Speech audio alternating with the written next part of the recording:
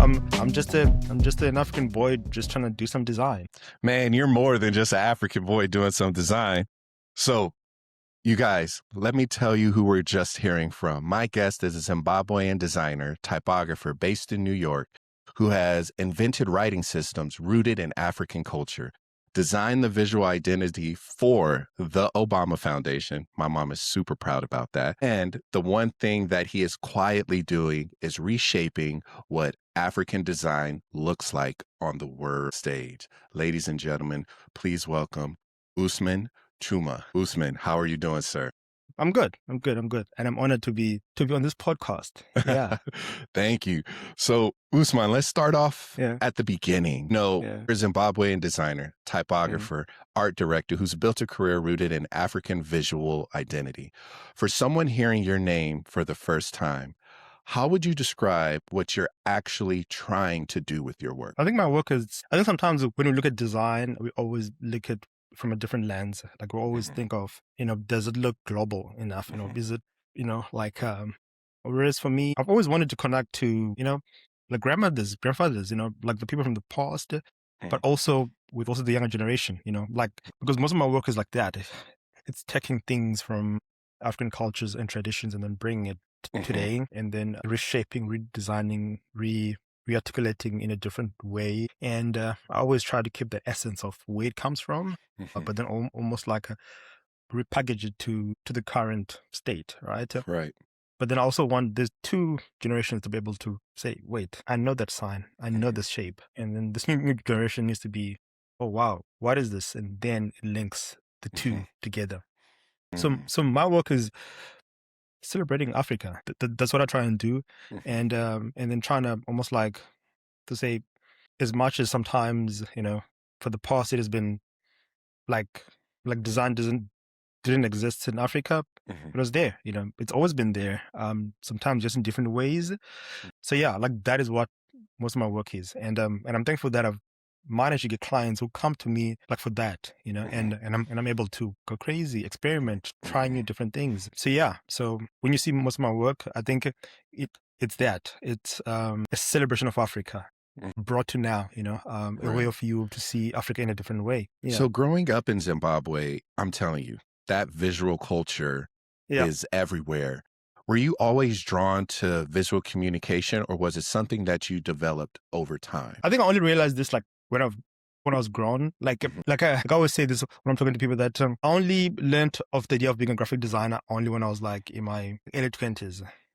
Right, when I went to college to go and do computer graphics. That's when I learned, oh, this is called graphic design. But the idea of design itself was never a term that was around spaces that I was in. But design was there. It was just in a different terminology. Right? The place that I grew up was it was a school for especially challenged people. When it was created way back in the 80s, it was for liberation struggle people who had left school to go and fight for the liberation of Zimbabwe, right? So most of them would have been teenagers. So then now when they came back, now the new liberated Zimbabwe, they didn't have schools, they didn't have skills. So then this school was then created to say, cool, we can take you back and then you can do your O-levels, a track equivalent to STAs. And then after that, we can also teach you how to do carpentry, woodwork.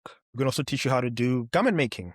We can also teach you how to do, I think those are the first basics. Yeah. So then I grew up with these terminologies, you know what I mean?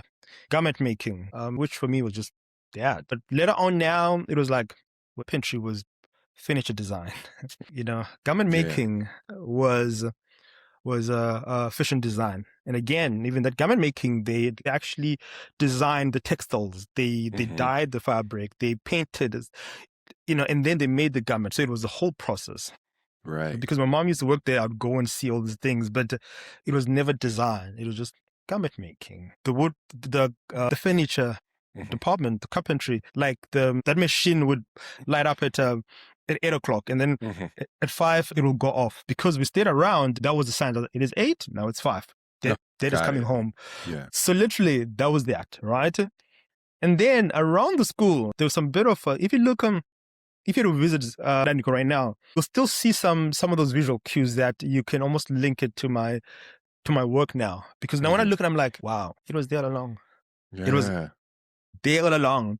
Yeah, I just yeah. didn't see it. And then all this only started almost forming, I'll say maybe after 2015, like this putting together of these designs into making one shape as a visual language, But then only when I started talking to people, I was like, wait, I think it is Danica. And I don't kind of go back and I'm like, So then, and that idea, when people ask me, and I'm like, when I think about it, and even going into our household itself, the furniture that we used to sit on came from, my father would buy it from that place, right? So it will come from the garment, it will come from the carpentry, right? And some of the clothes that I would wear, my dad also buy it there. So then the house was filled with things that we would buy from there. But it never really clicked. I would just be making stuff. In high school, when they asked me, what you gonna do? Policeman or fireman. It was never like, I never thought of design. Right. Only when I started looking at design was the things that I would just be making, those drawings in class. And I said, oh, actually, I'm better at drawing diagrams than anybody else. I'm better at drawing locusts, locust diagrams, But design only started taking shape after high school, after fine art. So yeah. But now, if you were to go to Danicom, you'll be able to see exactly like, okay, cool. Now we see. I think even the logo of the space, because the place is called Danicom Project, even the logo itself, you'll be able to see, I think, some similarities with my work, and then some of the buildings, the murals. Yeah. So can you spell the name of that place again so people can look it up? Daniko. DANHIKO. Okay. Yeah, and then project. Yeah. Cool. Yes. Yeah. You guys definitely check that out. So I'm curious now, how did that environment shape the way you read and interpret things in the world? I know that you said that you slowly started to notice, okay, when I became a teenager, but I feel like being in that environment, you were also paying attention to other cues. So how did that environment shape the way you read and interpret things? I think for me, I think this idea of being able to move into different spaces, because remember, the school was built for like as a school to help disabled people, right? And then throughout that has been the main mission for the school. So then even now, but then school cannot just only have disabled people. So then what they do is to try to balance so that people are able to be in the same classroom. So then I also went there for my high school. Right. And I think what it told me is how we all come from different spaces. If the school will have someone who's coming like 500 kilometers away, because it is one of the best schools to literally help and be able to navigate when people are struggling, because like there's different people, some people have got different disabilities, and that school is equipped with that. So it says, cool, you can come and do your high school here. When you finish, you can also do this. So that many people will bring their students there. So for me, being able to be around that and also being around to see how people navigate the spaces, it also inspired me to be able to I think now you're able to speak to me like this, but I used to stutter and I used to struggle. I used to talk a lot, but I used to stutter a lot, right? But I think that is when I started learning how to be able to communicate properly, right? And then I think high school was that space of, okay, cool, think, how can I be able to talk and be able to use my words quite well? It wasn't a great success. I feel like university also added another level of that. And then my first job then pushed it, to another level. And then I think now I'm able to do conferences. I think being around Nico, I think it was an opening space. I think it was a space for me to be able to, because for example, I think being a space whereby there's garment making, fashion. Now I want to do that. And I think when I was in Zimbabwe, South Africa, I just had one mentality of just doing one thing, of just doing graphic design. But coming here to America and doing my master's, I'm like, but wait, how can I translate this into a table? And then I'm going back to the carpentry department, and I'm like, but wait, how can I also translate this into a fabric? Come back to garment making. So then now I'm thinking of Daneko, because that is what existed there, right? But I'm also thinking about how to communicate, which is something that was happening there, because of other people are deaf and other people are blind. So it's all those things that I'm like, cool, how can I communicate this way? Graphic design, how can I do a mural? And all those things are things that I grew up seeing. It was there, Yeah. I used to, I don't know if you've ever played with them. You see those cones that you buy from shops, like those cones that people used to use for a Christmas tree. So then that tree has got some bugs. Like if you had to get it, if you had to literally rip it off, you can actually shape little toy out of it. You know what I mean? And then that was me as a kid, like we're going to collect that and then be able to shape into little things, into little cars, cool. like little silhouettes. So then now all that is coming back to say, cool, how can I use this? Oh, wait, so now I can laser cut my logo for that. Great. Wait, can I take this? So it's all those things that I used to do back home, way back. Now I'm trying to think of what other ways can I use it. And most of the time right now, I'm just making it just specific. Actually, I have access to a laser cutter. Let me try it out. Yeah. You know what I mean? I know what's gonna happen, but let me just try it out. And yeah. I think sometimes it's just me experimenting, or just in addition to a client list, which something is not there. But I'm like, well, here's a keyring of your logo. Yeah, I actually send it by mail. You'll get it. It's laser cut. Oh my God. Yeah. I was just experimenting with that. You know what I mean? Cool. Yeah. That's cool. Yeah. So you did touch on you coming to America and doing your master's in design. The place you did it was RISD at Providence, Rhode Island. Listen, that is a significant journey, brother. Like you're crossing continents, oceans to get here. So I'm curious, what was driving you at each stop? Like how did each place change you? Like coming from Zimbabwe, understanding and learning it, and now you're coming more to a traditional format of schooling and learning it. How did each place change the way you thought of design or approach design? Yeah, I think I'll start with Zimbabwe first. So I did I didn't know what I wanted to do. I just knew that I wanted to do. My dad took me to do fine art. From fine art, my friend was like, "Oh, there's a place that you can learn how to draw on a computer." That is how it was advertised. Signed up. From there, oh wait, it's called graphic design. Okay, cool. Oh wait, 6 months down the line, someone comes to hire us. Great, I got a job now, getting money. But then, whilst working, I'm like, there's a bit of friction here. Like where's the creativity? How can I design when the client is sitting right here next to me? You know what I mean? And my boss used to bring these magazines from South Africa, and I was like, how are they doing it? You know what I mean? I'm like, nah, let me go to South. I go to South to go do my undergrad. That was the first time me being now learning Bauhaus, art history, design history, learning your Le Corbusier for the architects and stuff like that, all those theories, right? I'm like, okay, cool, ways of seeing, visual language, and this, logos, your Bauhaus, all your soul bus, all those things, right? I'm like, okay, cool. Right, 4 years, amazing. But I'm coming from Zim, right, and I'm paying for my own tuition, right. So then every holiday I go back and I work, and I come back and I'm like, Dad, here's what I have, but I need, please help me out. And like, cool, extra. And then I come back and I pay. So it was great, but you can fail. You can fail at cost. So I was I was playing it safe. So I wasn't giving my all, so I would do work. And also because I already had worked a little bit, but so I knew some of those programs, like your freehand MX at the times, but I was very much safe so that not to fail, because the fail means that I have to repeat a year in money, right? But I did well. I finished, started working, and the hunger kicked in, like, but what about, what about, what about, you know what I mean? What about, and then I started doing a bit of experimenting with typography, and I was like, let me go do my master's, RISD. And then RISD is like, you can do anything you want. I'm like, wait, you can't tell me that. That's I get anxious when you say I've got 30 different electives. You mean I can take it, finish a class? Like, yeah, you can. And I'm like, how's that impossible?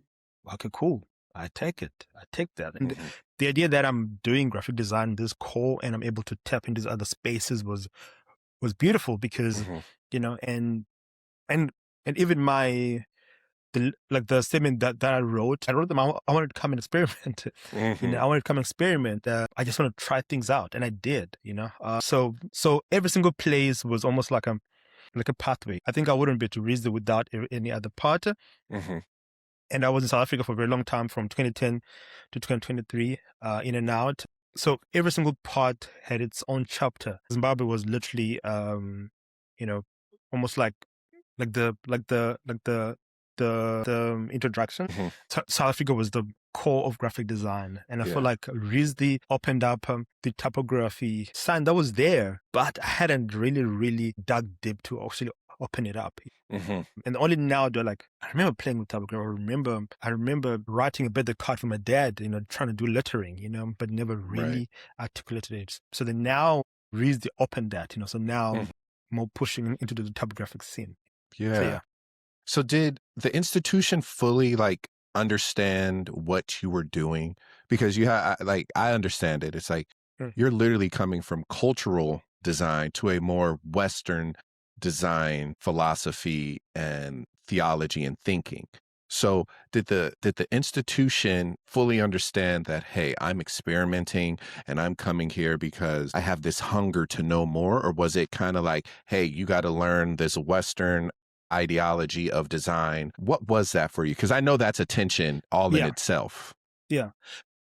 I really love my experience at RISD because I think it was like, for me, it was the designers sometimes get carried away. And for me, as much as I was exploring or showing all this work from like all those experiments from way back home, or even my ideas, right? Yeah. I don't think I ever received any backlash for them. Like my lecturers were more, okay, cool, great. But graphic design is about communication. So mold it, show us, like, so they were there to almost like, okay, cool. But what about if you're not there? How would this communicate even better? How would this communicate? Because sometimes some of these ideas sound good when you're there, but what about if you're not there? Can the work still be like, my God, wow, like, and it was, okay, cool, I need to add that, I need to add that, so that even if I'm not there, you get the idea, you get what I'm trying to say, everything is connected, everything leads you to where I want you. And yes, like, I think with all the crazy ideas that I came up, I did a table. like even for my core class, I made a stool for my core class. Yeah. And this is graphic design, by the way, like, right? Yeah. In my core class, literally, I made a stool, right? And it's there, like I was just experimenting, just like, cool, can I do this? Can I do this? And I mean, and they're like, yes, you can. It's all about how can you talk to us, or how can we able to understand what you're saying if you're not there? And I was like, oh, cool. So then every single time it was that. It was more of them saying, go deeper, go deeper, go deeper. What else can you tell us? What else can you tell us? And for me, it was that. If you're to, and I think you saw, like all of those projects in my book, in my thesis are from RISD. All of my work was supported by my lecturers, and I'm really, really thankful for my time there. That's good. A very, very short time, like 2 years just went like this. Yeah. Like, what? Yeah. How did your critiques go? Were they the group critiques? Were they one-on-one critiques? How was that for you? They were long. They're long, and also very different from South Africa. Yeah. They were group critiques. At the beginning, like they will do like very much like in little groups, like split the class into two. One lecturer takes out the crew. And then sometimes, or even make them 3-3s. And then, like you present your work, the lecturer talks about it. Other students also jump in to, help you unpack it or pose another question. Say, oh, what about this? Have you thought of the opposite? Have you thought of this matching? And that's like, oh, wow, I never thought of that. Or someone says, oh, have you ever heard about this person? I think that work might be similar, So in those things, or maybe someone says something to the opposite, like, oh, actually, that reminds me of this filmmaker, even though your stuff is like that. Maybe look into that. And then before you know it, you're watching this film or this book that relates to something, an idea from your stuff. So it's that, literally having support from everybody. Right. That's good. So let's talk a little bit about your own like visual identity. You describe your work as story-driven, rooted in research, symbolism, and a strong visual form. When you walk into a new project, what is the very first question you ask before putting anything on the page? I think first I always ask the client, like for me, I like to create things that look different, something totally different from what's out there. So sometimes I ask the client, like, how crazy do you want your work to be? How different do you want to work?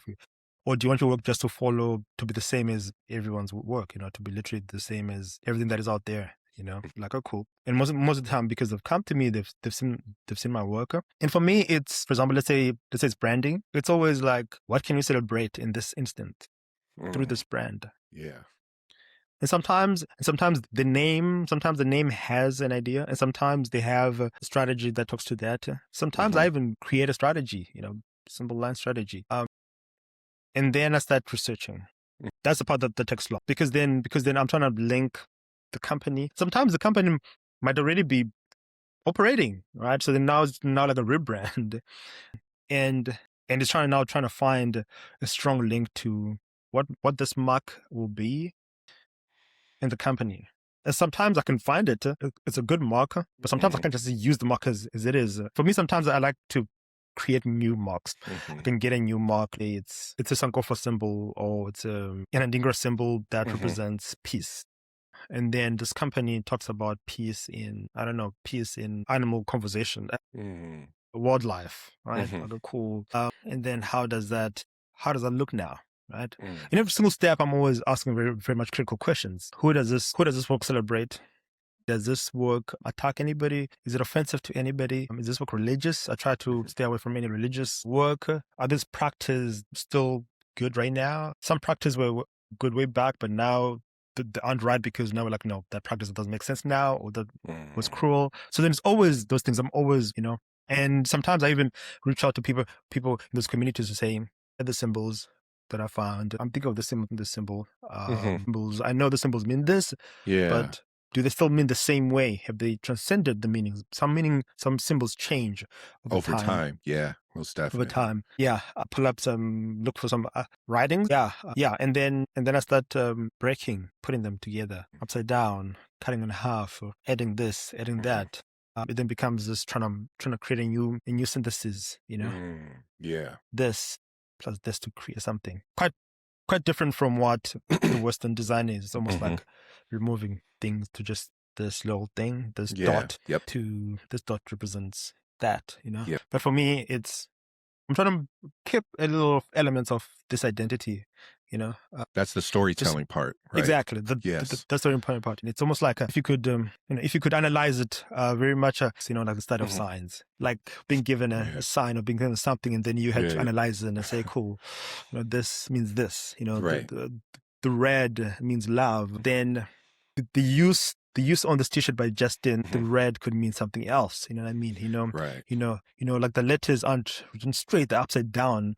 What is it trying to say? Is it trying to, like all those things, like trying to find the meaning that Justin, because either way, we might think that we just make things, but sometimes subconsciously it's all connected. Even though now we realize that my design style was influenced by my growing up. Yeah. So then subconsciously, sometimes that's how influenced we are by our history and by our surroundings. So for me, I then go quite intentional, saying, right, here's a symbol, plus this, and then trying to put it together in a way that creates a new thing.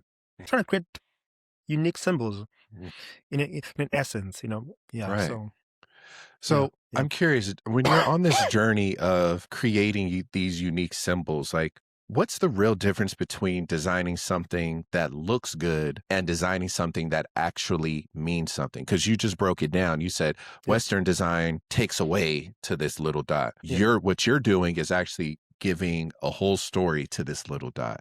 So what's the real big difference between designing something that looks good for design and designing something that actually means something? I think for me, I look at the Africa Center UK work, and the Africa Center work literally references how Africans used to communicate complex stories onto one sculpture, onto one wooden thing, right? And that is across, again, this idea is not even just African. I think across other cultures around the world, whereby like it's a totem stick. It's a whole story all put together into one stick. So, Osmond, you were just sharing with us how in Western culture, their whole design ideology is to, just create at the most minimal. But what you're trying to do is take that little minimal dot and actually tell a story with it. So what's the real big difference between designing something that looks good and designing something that actually has a full meaning to it? Yeah.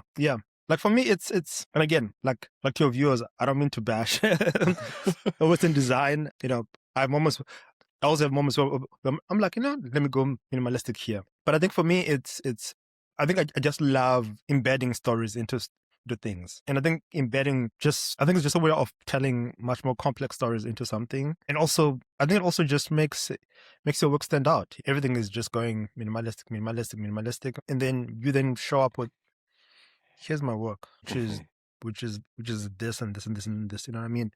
And I guess it's just another way of creating, another work of graphic design whereby we say, cool, here's Western Bauhaus minimalistic work, and of course here's my own work, which is which is African, which is influenced by Africa. And for me, I feel like it's just. I think for me, it just. I think it is more intriguing, and yeah. Whereas one can argue maybe this one, minimalistic, is more accessible to everybody. And then I can argue that mine celebrates the cultures that it is in, because sometimes when something becomes so global, it tends to almost oppress other visual narratives that are currently there. So for me, it's a way of preserving, So then for me to embed all those stories there, I'm preserving some of the cultures in graphic design. I'm celebrating, I am allowing it to live far beyond the ceremonial mosque or whatever the thing is. It is now has taken form to a company logo. Right. It is now moved. It is now transcended what it was. Right.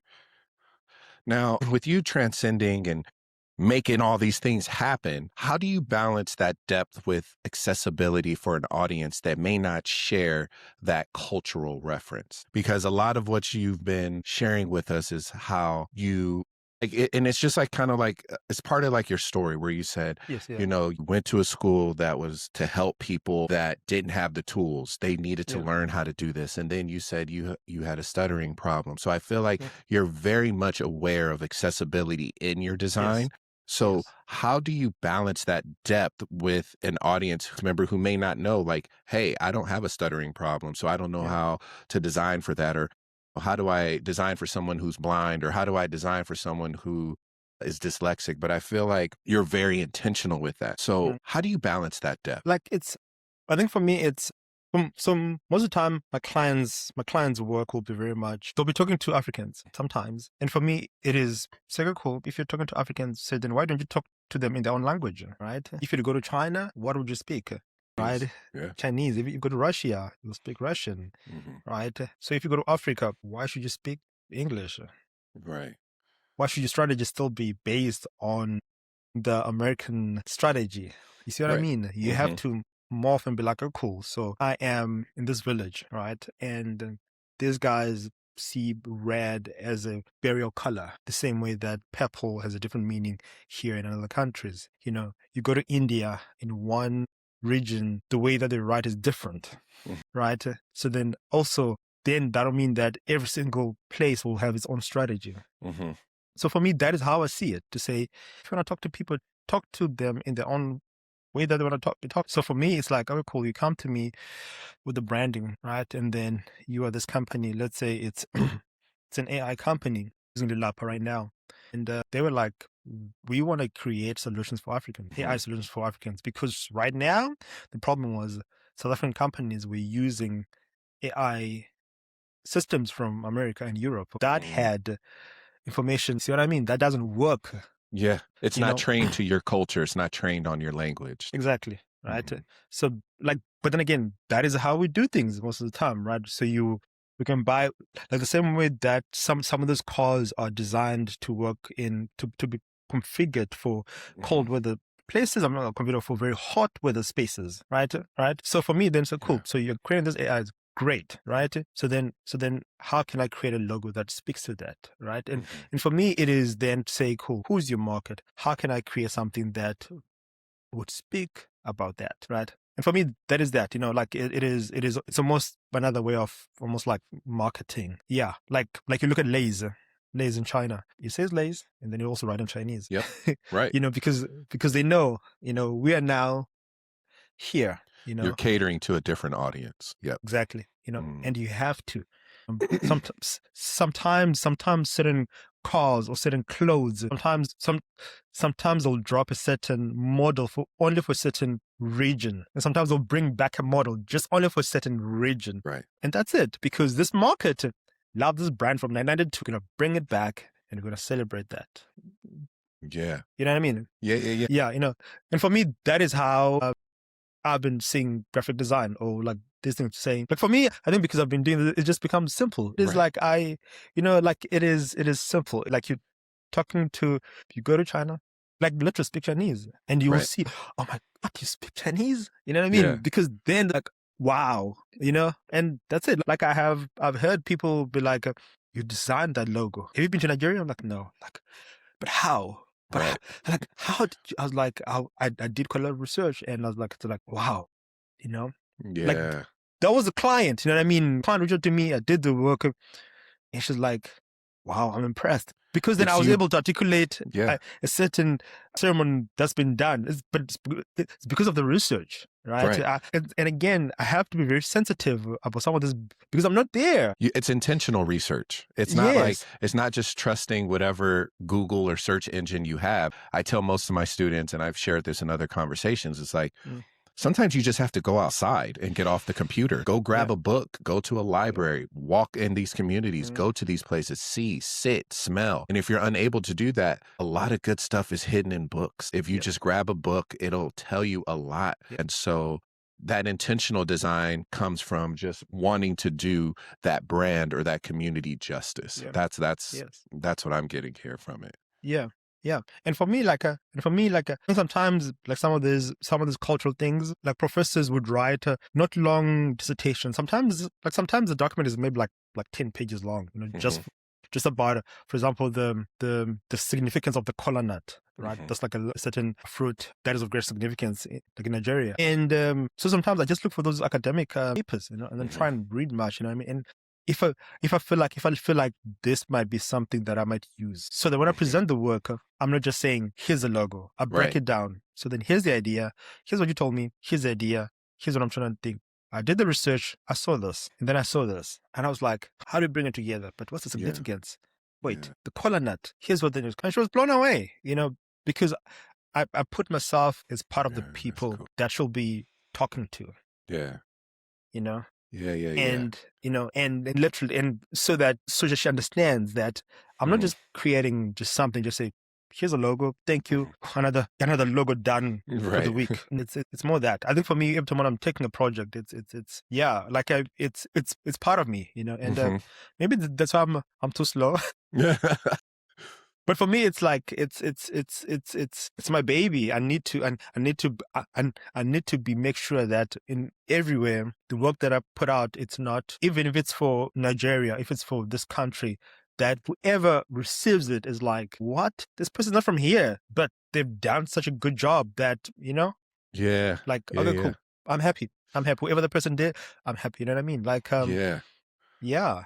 But good work, good design work takes time. Like Yes. it's not a rush. A lot of people feel like it's a race because they're like, you need this in how much time? You need what? You need that. But it still is like, hey, it's this thing. It's like this little thing I have right here. If you want it fast, yes, it's not going to be good. It's going. If you want it fast and cheap, it's not going to be good. If you want it cheap, if you want it fast, it's going to take some time. It's going to be good. But listen, if you want it cheap, it's not going to be fast. Yes. So it's just these little things here where it's just like, these are funny. It's like when you said that, I was like, I keep this on my desk. So whenever I'm designing, I'm very aware of like, hey, y'all got to understand, good design takes intentional timing. It's like, don't sit on something and then come to me last minute thinking I'm going to just blow it out the water. And it's like, no. I don't work like that. Or I'm not, it's not that I'm not trained to, it's just that I want to give you my best effort. True. Yes. Me too. Yeah. So yeah, like that research coming back. Like sometimes I would do the work and then come back and say, my apologies, been 2 weeks. I don't have anything. I have an idea, but it's not coming out. Right. Come back, I'm like, great. I think I do have something, Right. Yeah. That's I good. think it's I think sometimes I see my work as almost as a sculptor. Like carving stone, chipping things out, polishing. Yeah. So let's touch on one of your projects that I loved, my mom loved once I shared it with her, the Obama Foundation. That you designed that whole brand, visual language, wayfinding system. How was it designing for one of the most recognized names in the world? How did that project come to you? And what was your first reaction when it landed? Yeah. The Obama Africa Leaders Johannesburg. Yeah, no, like that was, I remember getting an email.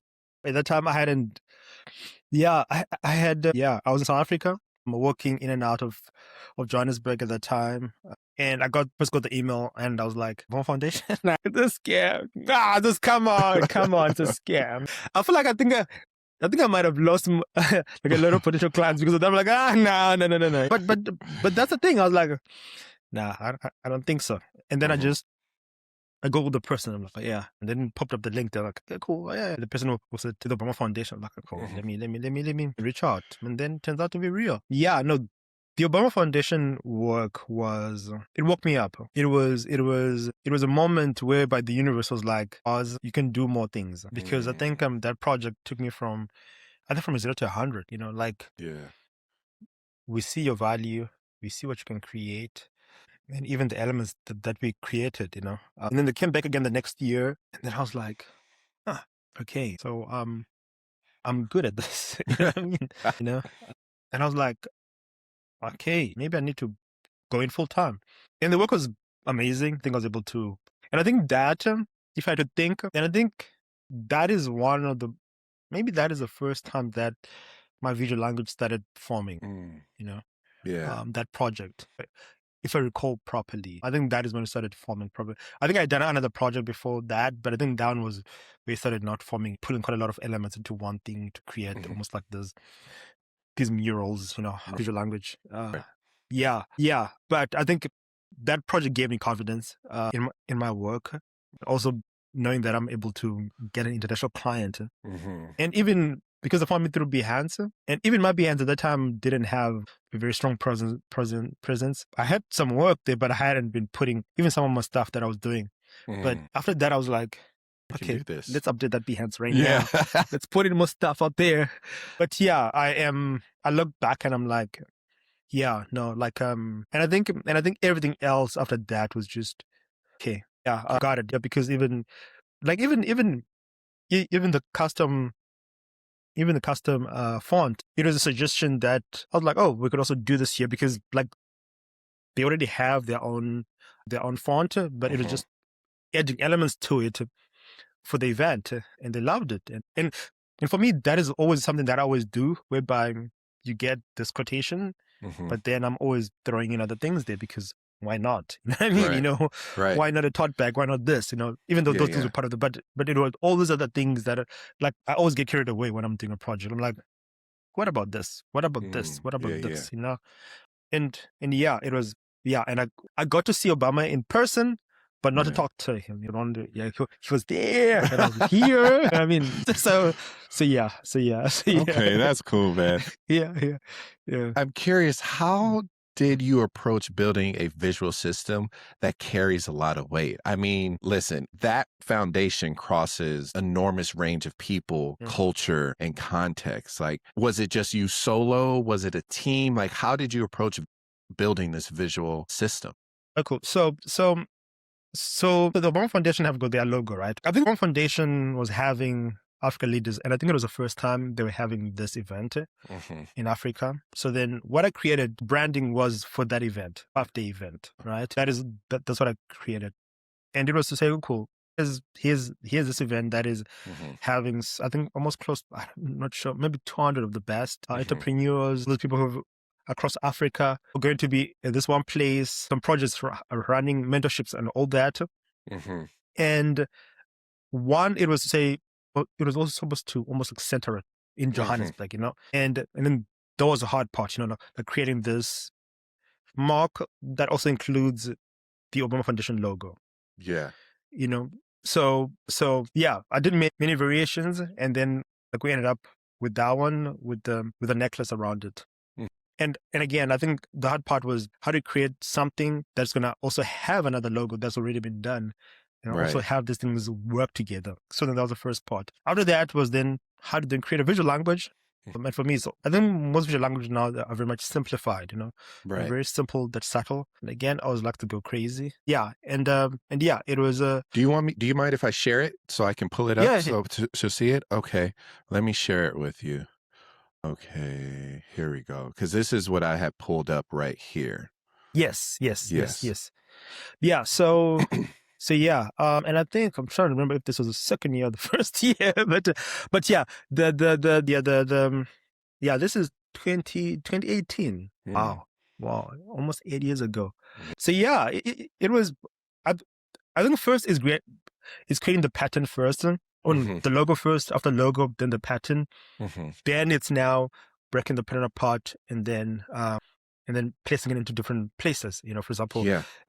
is it the tote bag? Is it this? Yeah, it was quite a lot of fun. Stickers, those are like they had a very big mural, Yeah. not a mural, almost like a board thing that they had. Yeah, how I don't remember. I remember it was a lot of work, but yeah, I think for me, as long as the main big pattern Yeah. is done, it then becomes much easier. And then and even when we were also working with the team, some of the small ones were the first one, but I was like, no, let's go with the big one first, because then I'm able to take pieces of that and then be able to Right. use it. You know what I mean? Mhm. So yeah. And then all those patterns I was pulling across from different African cultures. Say, cool, here's this pattern from here, this pattern here, because Yeah. again, like they were having about 200 leaders across Africa. So Wow. then I also reference those patterns from across Africa and then put them together into one pattern, one visual language. Yeah. So, you know what? I was going to describe it. So describe what if their listeners are listening to this right now, describe what they're seeing right now on the screen. Okay, so you're looking at some of the collateral work that are produced with the Obama Foundation. So these are just some of the simpler elements. There's some like wayfinding systems, but Mhm. these are like, so on the right, those are the stickers for like every single country that was like represented. Is And that then where on you're the saying the patterns too were represented through each one? Is that what you're sharing with us? so then if you look on the left, there's a Mhm. pattern at the back on the table there. Mhm. So then that main pattern is a whole big pattern with different elements Got taken it. from different cultures across Africa, Got it. right? Okay. And then from that, I then took up some patterns to then create simpler pattern. For example, when you look at the notebook or the T-shirt or the tote bag there, now that's Yeah. just a design for the T-shirt, and that can easily be placed in different places. Yeah, yeah, Okay. yeah. And then there were like posters. There were signage stuff. There were animation. Yeah. There were like it was a That's whole system. Yeah. Man, that's beautiful. Thank you for sharing with us about that. So there's something I do want to tap into. You did say you created typography and you're creating like new writing systems. So you've done something very few designers ever attempt, invented a writing system, like Yeah. which is like this, right? Like when I looked it up, I was like, I wish I could understand this. Like I really do wish. So I was just intrigued by it, Yeah. but you invented this writing system, which is rooted in Zimbabwean and hopefully I say it correct. Is it Northern Nubili culture? Ndebele. Debele culture. Ndebele, So yes. walk us through this process of actually like what it looks like and why did you do it? Why did you feel the need to make this? Yeah. So um um I'm part of a group of designers, and I think like African designers are very much a very, very small community. Like we kind of know each other. Like, oh, congrats, Oz, congrats, Yeah. Tarai. And because we're doing type design and we're experimenting with all this, we always just be talking, Yes. And someone whilst dabbling into type design, the question has always been, how can we decolonize, type design? Coming from Zimbabwe, which has always used Latin, only recently, because of colonialism. And again, even some of my peers have tried to do it, like Hmm. Tarai targeted, wow, when did she graduate? But she graduated before me. Like she also attempted to create one. And there's many people across Africa that have attempted. Hmm. I'm just one of the latest ones who have also attempted. Hmm. And most of these things are all processes, you know what I mean? Maybe I'll be able to be done with it maybe in the next 2 years or 3 years or 4 years or 10 years, Hmm. It's a work in progress. But the whole thing was, is there a way to create a new writing system? And of course people say, why would you want to do that? You know what I mean? Hmm. You know? And then my thing is like, well, why not? Because Latin isn't ours. Even the name will tell you Latin. You know what I mean? Like the Chinese have theirs. If you go to India, you've got theirs. And in Africa, you go to others, they've also have theirs. You know what I mean? And I think also one of the most inspiring one is come on, it's even slipping. They designed a random system for the teenagers, right? Adlam, yes, Adlam How script. do you spell that? AD, right? And right? And they've been working on that thing since, I think, the past 30 years. Right now, it's being used by millions and millions of people. Yeah. You see what I mean? And this is, we're talking about people who are still alive right now. Yeah. Right? And they've worked on the script over and over again, over and over again. Microsoft has included it. Wow. It has been, you know what I mean? Like like it is. So it's in the culture, zeitgeist, and systems. Exactly. Right. So then now so then when you see that, then you're like, so why not? Right. I can start something now. Doesn't mean that by tomorrow it'll be done. Maybe in 20 years, maybe in 30 years, you know? Yeah. You know? Yeah. Yeah. So, and then, yeah. Sorry. No. Go. Yeah.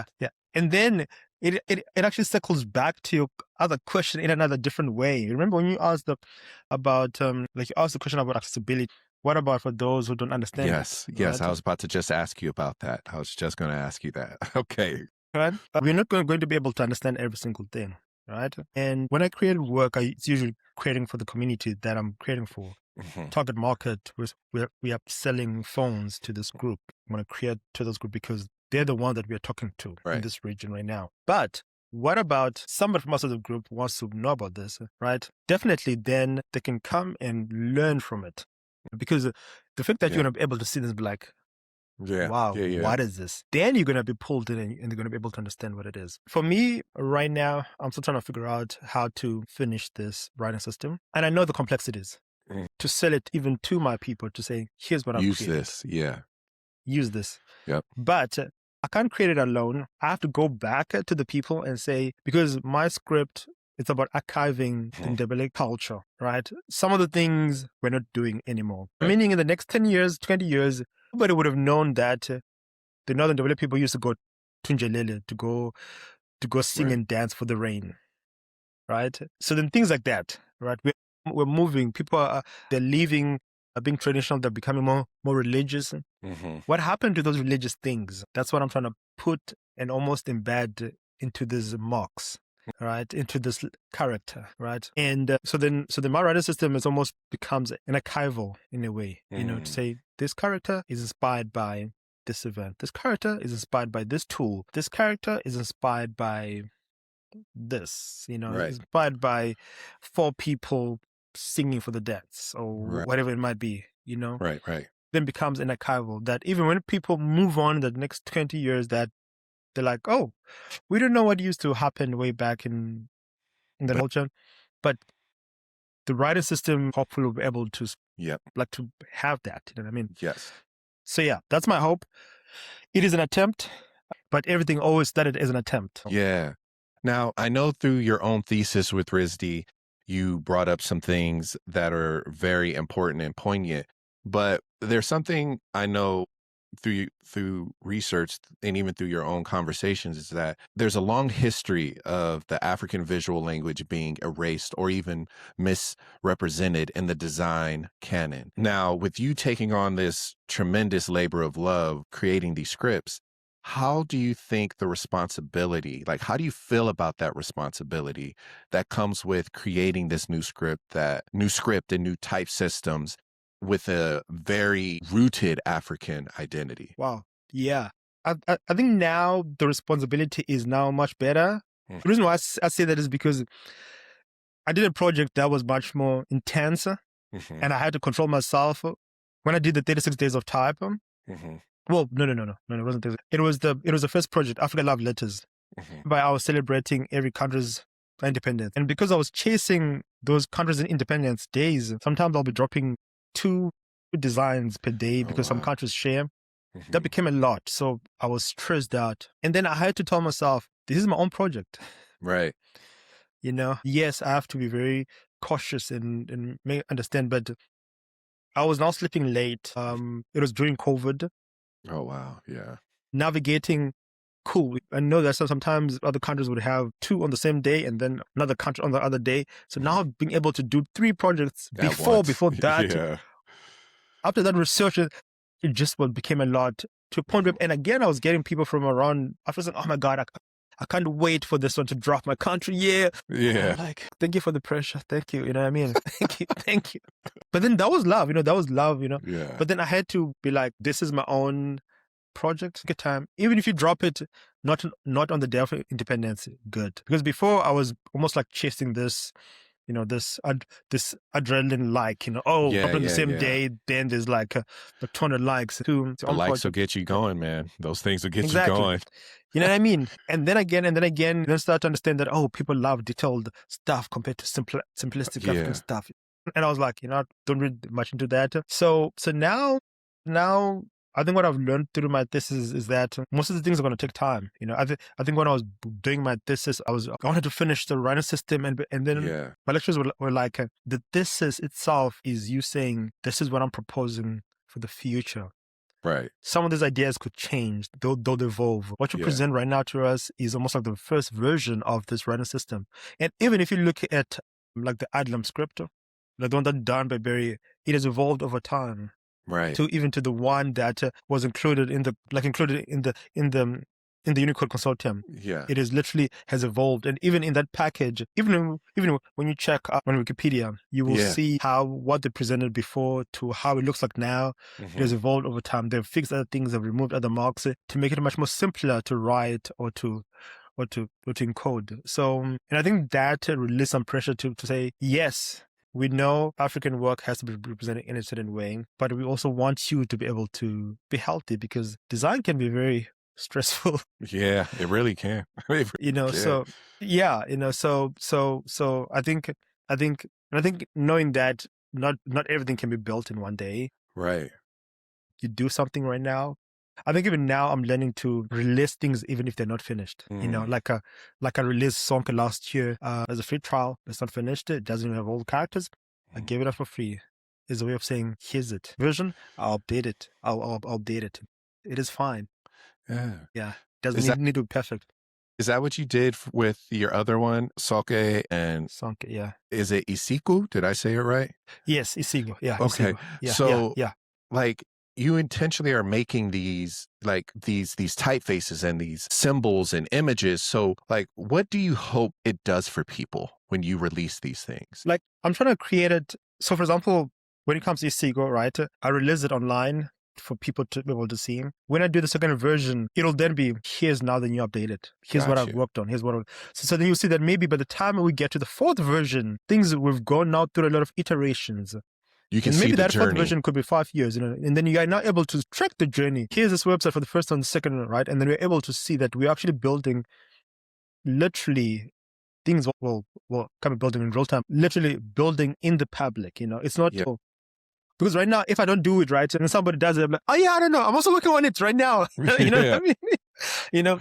But then when you release it, like, here's it. It doesn't have all the characters, but here's what I've done so far. Yeah. It's fine. I do version 2. I upload it again. Here's it. It's not done. Version 3. Here's the final one, right? And for me, it is to say, here's an attempt, and I'm carry on this attempt, and it is a way to bring people into this conversation of, like, why not? Why can't you also create your own writing system? Right. Like movies do it all the time. Like they create writing systems. And again, someone right now is creating a new writing system, and who knows, maybe that could even get used. Within the next 10, 20 years. All it needs is just people who are like, okay, we see that, we like it, why not? Right. Like we live in a world whereby, like the writing system for South Korea was designed by the king, right? All these are, somebody designed them, So yeah. And again, somebody might take it from me, again, say, oh, designed this. Maybe this wasn't the right way, but I think I might add this and this and this. Then it carries on. Yeah. Maybe 40 years from now, somebody takes it again to say, actually, Osmond did this, but did this. Actually, I'm going to take upon them and add these things. And who knows, maybe that becomes the final one. Yeah. But at least I'm creating work, putting out there all those attempts, all these ideas, and we all have these ideas. These aren't special ideas, you know what I mean? And somebody will be like, actually, can I jump onto that idea? Yes, for sure. They jump on it, they pull it apart, they add something else. Here's Osmond stuff, here's what I've added. So I'm going to brag on you for a little bit, because like, you don't understand, you may not know it, but I did. I took the time to look you up. Man, you've been recognized for the One Club you've spoken at Typographics and the Directors Club. Your work was included in Bloomberg's design history book. My man, you're killing it out here. So you're doing great things. You may not think it, but for me being a designer and seeing you out here just in these spaces, taking up space and telling your story is just beautiful and phenomenal.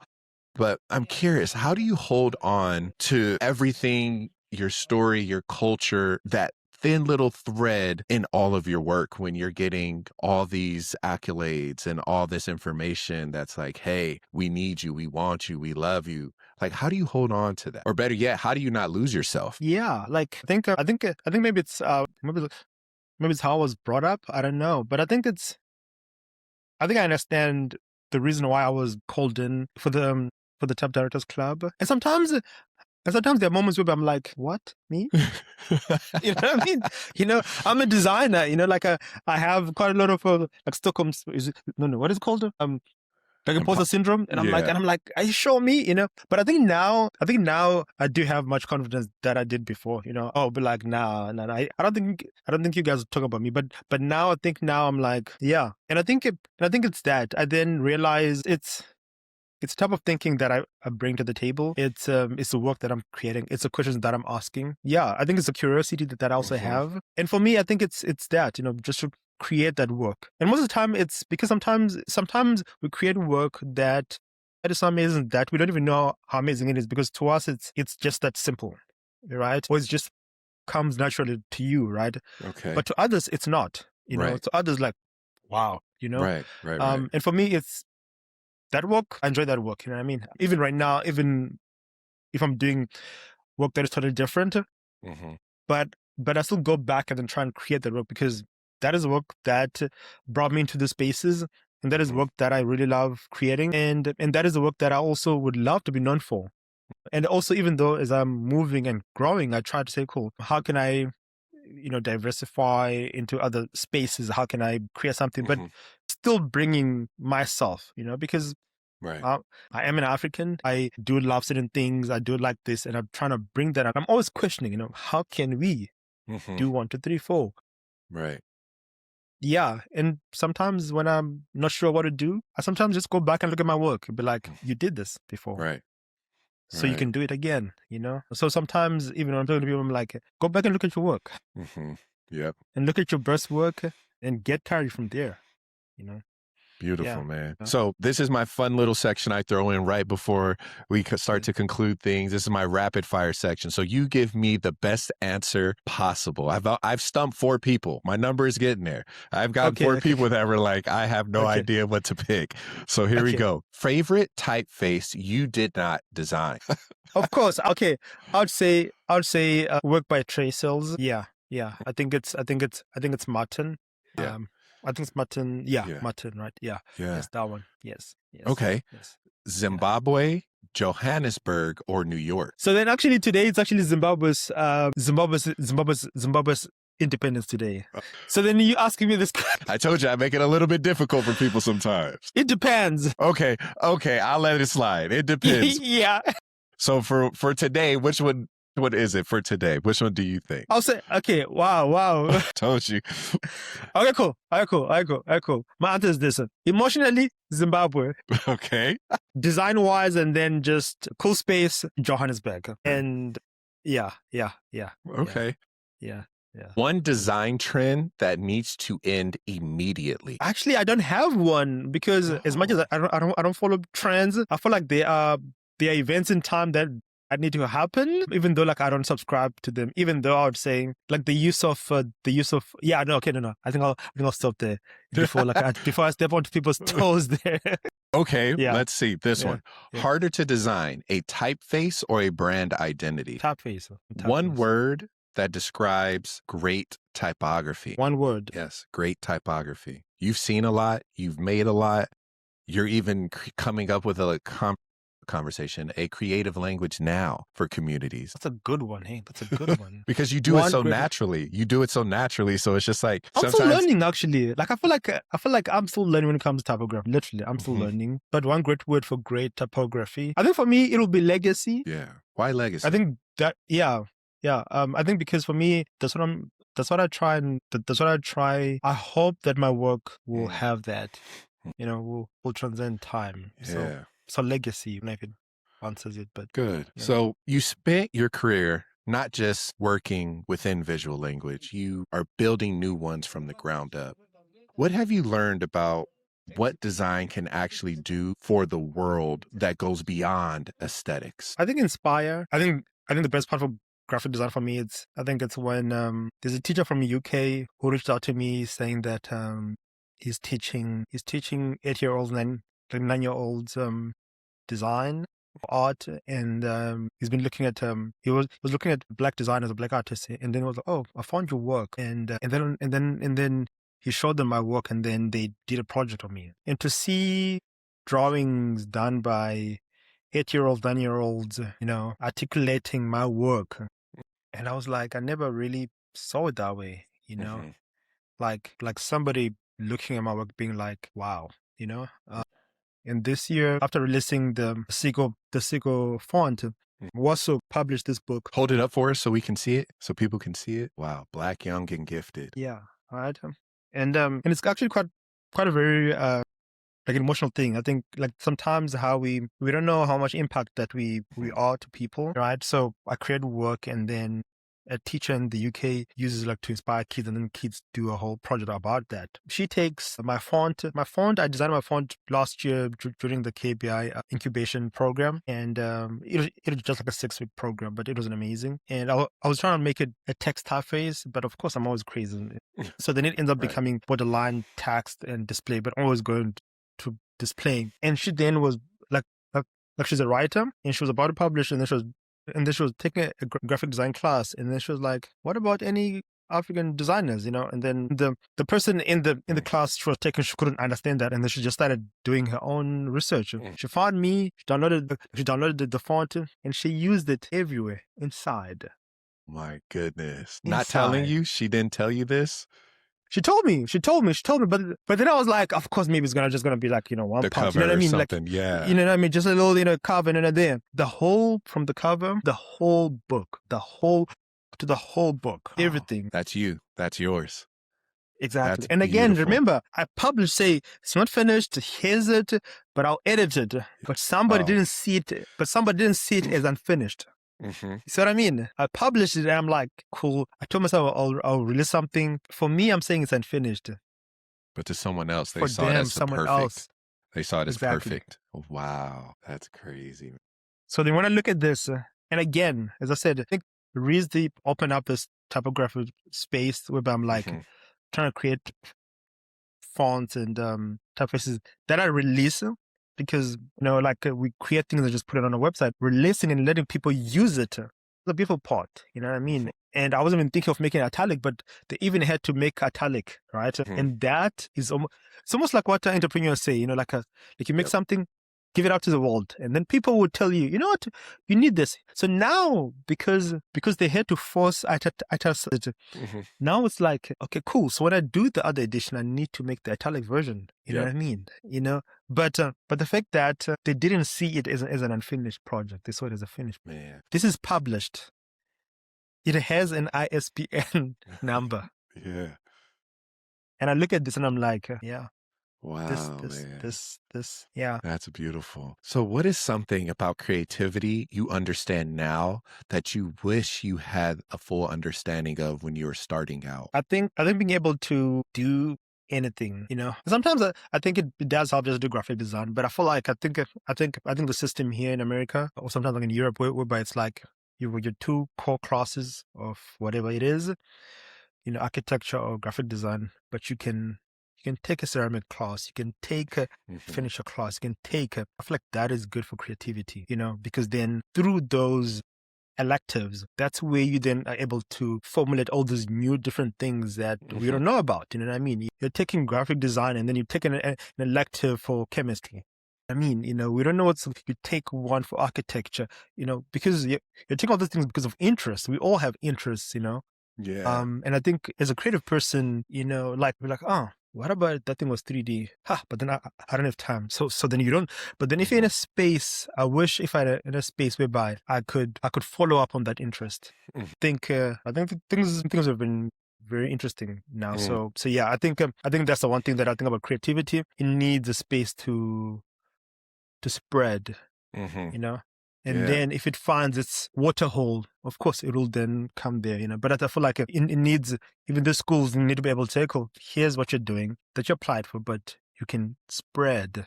Yeah. Your interest is into clay. Yeah, you can do it that one semester there, do the clay, and then you're still doing whatever it is, architecture and this. But I feel like being allowed to spread, you know, as vines, you know, is good for creativity. Yeah. So what does it mean for a culture to truly be seen in the design world? And how far do you think we still need to go? That's a good one, because like the old cultures want to be seen. And since capitalism has a tendency of not paying its dues sometimes. We know that. You know what I mean? Yeah. But I think as long as the culture is getting its recognition and the people in the culture are being represented, you know, in whatever way, you know, let's say it's a Justin culture, and Justin culture do ceramics, and the ceramics have become the, you know, when you see them, so if the people from the Just community continue to get recognition and that the ones get commissioned, I'm pretty sure the community will be very much happy to continue what they're doing. But I think sometimes it then becomes a very much capitalistic thing. I always go back to the idea of respect, to respect, and to question how far you're celebrating. Yeah. I do have a project that I'm currently working on, and I'm asking these critical questions, you know, like which angle do I get into? Right. Yes, a part of it, but I'm not 100% part of it. I'm half percent, you know. So it's always these ideas of negotiating this thing, because in one way, whatever you put out would affect other people. So, and I think sometimes when we create work that represents a certain culture, we don't ask enough deep critical questions. We then just end up posting it because, you know, time is running out. But I think as much as we can say there's enough respect being put into this project, the people from the community are being represented well, not just as a token. Yeah. So this is one question I always ask everybody before we get to our final closing. What is the one thing you would tell your younger self now that you've made it on the other side? Now you've made it from Zimbabwe in the school, learning these crafts and trades to where you are now. What is the one thing, or what are the things you would share with your younger self? Follow the process, and focus more on typography. I think I'll say focus more, present, and follow more, and focus more on typography. Okay. So lastly, when people encounter something you've helped create, whether it's a typeface, a writing system, a brand identity, what do you ultimately hope they feel, and what do you hope they carry away with them once they encounter it? I would love them to be able to see that I'm just one of 1,000 pieces of what African design is. What I create isn't the whole of African design. It's just my version of it. And there's many versions of African design. It's also one version of many ways we can decolonize design. What they're saying is just another way. There's many ways that can be done. And this is my own way that I've managed to find so far. Oh, man, we appreciate that. Well, you guys, thank you so much for listening to our podcast today. My name is Justin Robinson. I have the talented, the gifted, the creator. He's carving his own lane in a culture that has been misrepresented, and this man is going to stand tall. The talented, the gifted, Osmond Tshuma. And this is the Art School Graduate. We'll catch y'all later.